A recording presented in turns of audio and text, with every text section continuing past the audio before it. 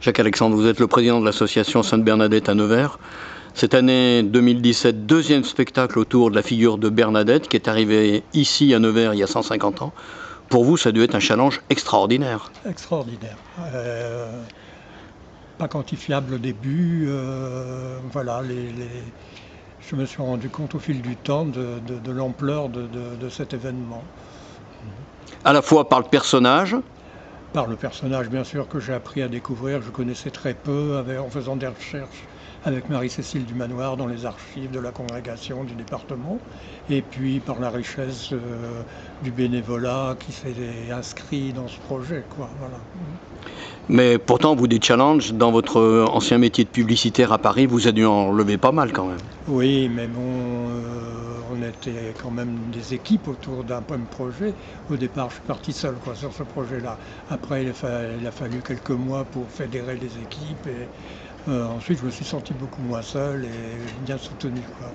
Alors ce projet, cette réalisation, qui n'est plus un projet puisque c'est la deuxième année, a toute une histoire parce qu'au départ, pour vous, qui êtes un Parisien arrivé ici en terre bourguignonne de Nevers, vous aviez d'autres choses en tête, beaucoup plus historiques. Oui, au départ, il y a quelques années, j'avais proposé un projet à la ville de Nevers sur le livre de Paul Féval, Le Bossu, Lagardère, et la botte de Nevers, les Ducs de Nevers.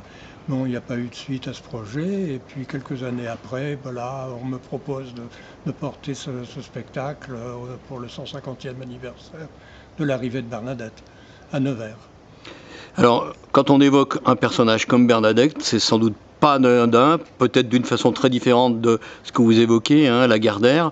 Je suppose que vous êtes chrétien. Comment est-ce que votre foi a cheminé à travers le montage de cette opération? Bien sûr, je suis chrétien et comme je dis toujours, je n'en fais pas un étendard. La religion, c'est dans le domaine de l'intime, mais Bernadette m'a porté, je crois, pendant ces 3 ans où je travaille sur le projet. Ça a été une lumière dans ma vie, quoi. Voilà, une lumière, c'est la petite flamme que vous entendrez tout à l'heure dans le texte.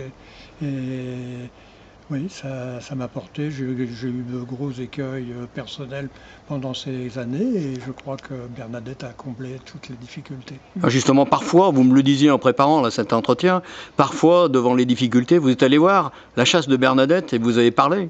Régulièrement, je vais la voir. Je suis encore allé aujourd'hui. Régulièrement, je vais la voir pour lui dire merci ou pour lui dire il faut que tu te bouges un peu pour nous aider parce qu'il y a encore du boulot. Et je crois que souvent on a eu la réponse à des problématiques dans les jours qui suivaient. On a voulu y voir, Marie-Cécile et moi, la bonne flamme, la bonne lumière de Bernadette. On peut conclure peut-être en disant que, vous l'avez dit, il a fallu fédérer des énergies parce que c'est pas une opération qui peut se mener seule. Mais au départ, c'est une affaire d'amitié avec un de vos amis, oui. Ici, prêtre, recteur de cette communauté, des Sœurs de la Charité de Nevers. Il n'était pas prêtre, Nicolas Joanne était directeur de la maison à l'époque, et Nicolas était un ami que j'avais rencontré dans le cadre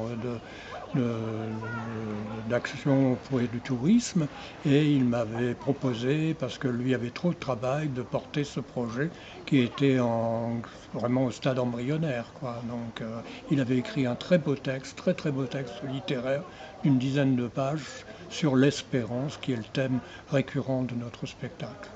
Alors 3 ans après le démarrage de toute cette initiative, vous ressortez comment?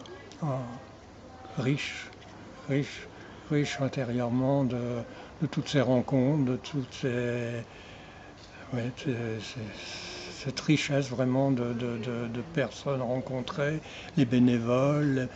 Et j'ai jamais rencontré d'opposition frontale, j'ai eu des refus, mais jamais d'opposition frontale au projet, quoi, voilà.